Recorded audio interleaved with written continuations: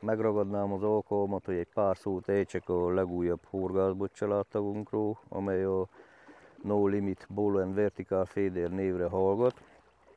Ez egy új generációs hibrid horgászbot, amely kétféle horgászmódszerhez is alkalmas, úszózáshoz, meg a vertikális, azaz a függőleges féderezéshez. Háromféle hozban gyártatjuk, 5, 6 és 7 méteres hozban, kapható a kereskedelemben. Az anyag a T36-os Toray japán karbon, minden egyes tagja plusz karbonszálas erősítést kapott. A dobósúly tartománya az már eleve figyelemfelkeltő, mert 120 g-os, ami az úszós botoknál nyilván eléggé ritka.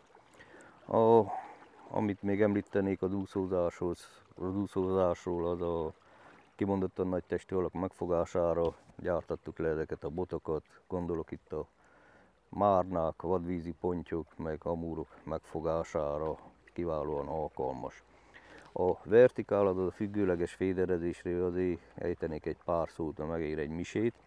Tehát mindnyájan találkoztatok már olyan vadvízi, folyóvízi horgászhelyekkel, ahol rendkívül közel már nagy mélységek vannak, azaz a törés már közvetlen a part közelébe 3-4-5-6 méteres távolságban van, vagy ilyen pontosan a hátam mögött, ahogy látjátok, így leszakad a víztározónak, meredek esése van, leszakad az egész törés, az egész mort kövekkel tarkítva, és hagyományos klasszikus horgászbotokkal eleve nem tudjátok meghorgászni ezeket a helyeket, mert akárhonnan dobok ilyen nagy kövek közé, ha beérkezik a készségünk, ott nyilván elakadás lesz.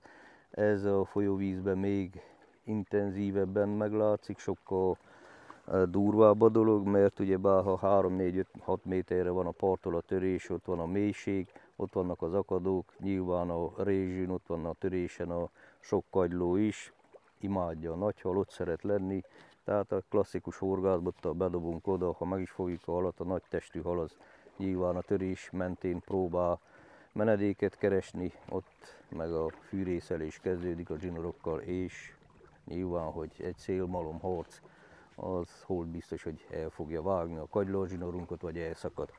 Tehát itt hatalmas előnye van a vertikál féderes horgászbotunknak, mert átnyúlunk a törés felett, egyszerűen leengedjük a cuccot a spitz közvetlen közelébe, és fárasztásnál is mindvégig távol tudjuk tartani a nagy testű halakat a töréstől, tehát nem áll fel annak a veszélye, hogy elvágja a zsinorunkat a kagyló, vagy beleakadjon valami hordalékba.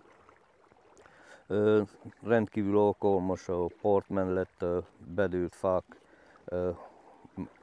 között, ágai között beengedni a fenekező felszerelésünket. Ilyen, gondolok itt egy sima ilyen csúszó olmos készségre, a vadpontyra horgászok sok esetben történik az, hogy csak két szem fűzött kukoricával beengedem az ágak közé és várom a csodát. Nyilván a bevágásnál a hal megriad és nem az ágak közé fog menekülni, hanem a nyílt víz felé, tehát ennek a botnak van egy nagy előnye, elengedem nagy távra, onnan meg hagyom, hogy egy picit fáradjon, és amikor már közelebb kerül, nyilván átveszem az irányítást. Tehát itt a vertical feeder lényeg az, eddig csak a rakós botoknál volt lehetséges, mert közvetlen a spitz alatt tudtunk vele horgászni. Hátránya a rakósbotos féderezésnek az, hogy kell vigyünk magunkon egy egész horgászboltot, tehát ott nélkülözhetetlen a versenyláda, a görgők, meg a rakósbot.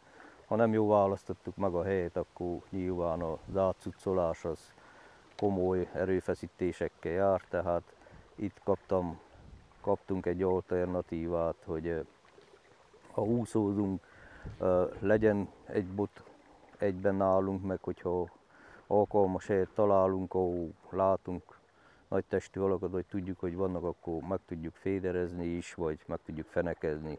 A féderezésnél még van egy hatalmas előnye nyilván, hogy a spitz alatt van közvetlen a cuccunk, vagy mögötte, és Nem kell olyan nagy féderkosarakat használnunk féderezéshez. Egy 50 g-os például elég ott, ahol egy klasszikus féderezésnek kell használnunk, klasszikus féderezéshez kell használnunk egy 150-200 g-os kosarat, mert hanem elsodorja a sodrás, nagy a víz nyomása az egész zsinór felületén. Itt egyszerűen függőlegesen belelóg a zsinórunk, tehát nagy valószínűséggel egy 40-50 g-os kosárra és finomabb szerelékkel meg tudunk pecázni egy olyan helyet, ahol